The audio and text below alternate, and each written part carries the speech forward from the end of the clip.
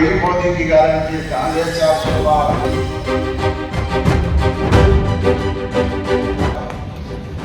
ये तो थोड़ी सी कसर बीजू जनता दल ने छोड़ दी, नहीं तो 220 की स्थिति में नहीं थी।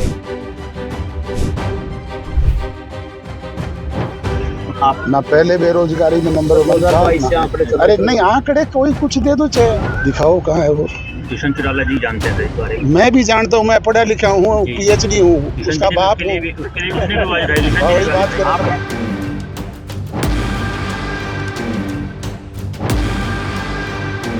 उसका बाप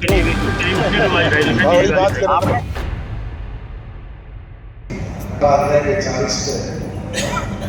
और आजकल एक कांग्रेस का नेता है भूपेंद्र हुड्डा, वो छाती पे हाथ मार के कहता है 60 सीटें जीतेंगे। क्यों भाई, तेरे बाप रणवीर सिंह का राज है? प्रजातंत्र है, प्रजातंत्र में फैसला जनता जनार्दन करती है। राजाओं के कट नहीं है कि जिसके तिलक कर दिया वही राजा बन गया। यही बात है ना। और फिर तुम्हें तो मांग की टिकट लेनी है, कहीं सोनिया गांधी की धोती पकड़ के घूमना है, कहीं राहुल गांधी की कुर्ता पकड़ के पीछे पीछे चलना है, और कहीं प्रियंका की चुनी उठानी है,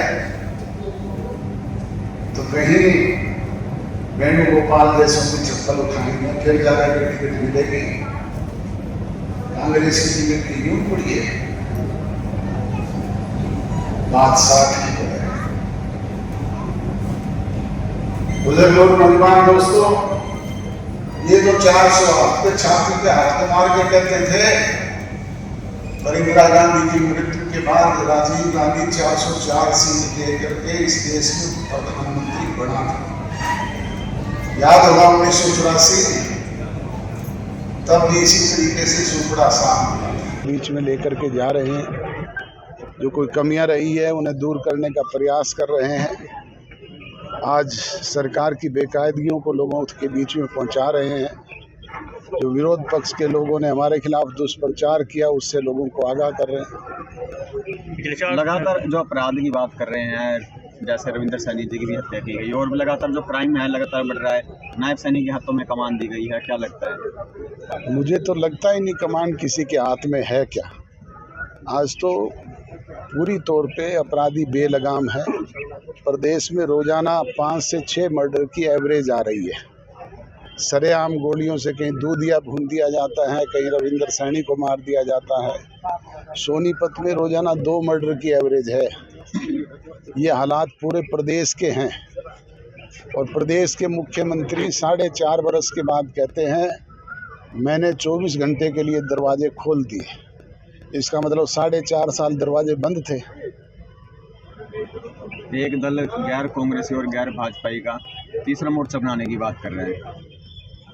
मोर्चे तो मैंने आपको उस प्रदेश की स्टेज पे खड़े होकर के बताए तो थे, बहुत बने इस प्रदेश में, बहुत राजनीतिक दल बने हैं।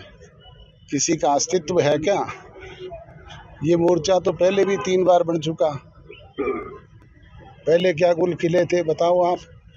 इस मोर्चे ने क्या प्रदेश में किया था? कांग्रेस एक पोल खोलो अभियान शुरू कर रही है 15 जुलाई से सरकार के खिलाफ। सरकार की पोल तो खुली खुलाई है, सामने आपके क्या हालात हैं आज प्रदेश में। 2 महीने हमें अलग हुए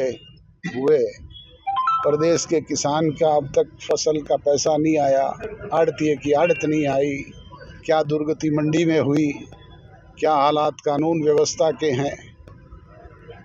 मुख्यमंत्री जो हैं उनको यही पता नहीं वो खुद मुख्यमंत्री हैं या पहले वाले मुख्यमंत्री हैं अब तक।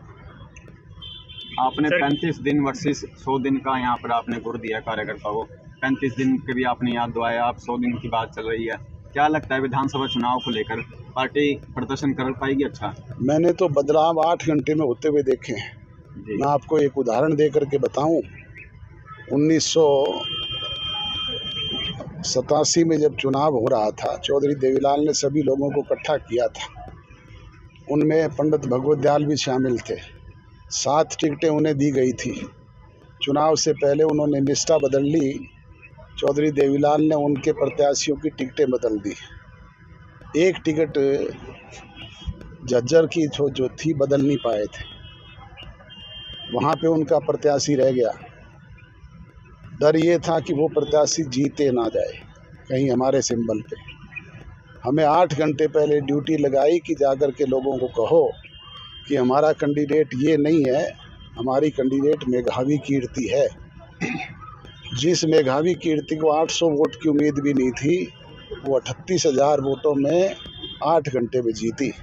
तो परिस्थितियाँ 8 घंटे में बदल जाती है। सर क्या मानते हैं कि 4.5 साल का कार्यकाल अच्छा रहा सरकार का पिछले साल?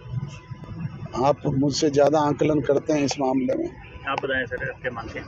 हमने तो सरकार में रहते हुए अपनी सारी बातों को अमली जामा पहनाने का काम किया और हमारा प्रयास रहा कि इस प्रदेश के किसान को, मजदूर को, गरीब को ज़्यादा से ज़्यादा सुविधाएं मिले, प्रदेश में विकास के काम हों। हरियाणा बेरोजगारी में पहली बार 4.5 साल, अब भी बेरोजगारी में नंबर 1 चल रहा है। अब ये बात तो मुझसे आप गलत कहलवाना चाहते हो, मैं कहूँगा आप ना पहले बेरोजगारी में नंबर 1 था। अरे नहीं, आंकड़े कोई कुछ दे दो, चाहे आंकड़े तो मैं दे दूँ कि 100% तू झूठा है, फिर तू झूठा हो जाएगा।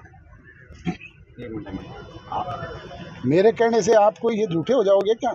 Sir national sample survey office की रिपोर्ट है सर, पिछले 45 सालों की तुलना में अब की बार बेरोजगारी सबसे ज़्यादा है।